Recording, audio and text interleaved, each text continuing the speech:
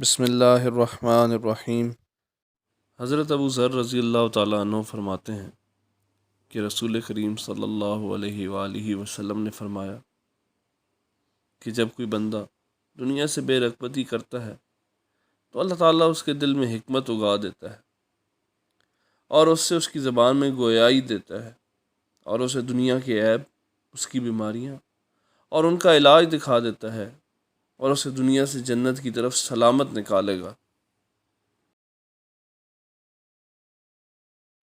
اللہم صلی علی محمد وعلی آل محمد کما صلیت علی ابراہیم وعلی آل ابراہیم انک حمید مجید۔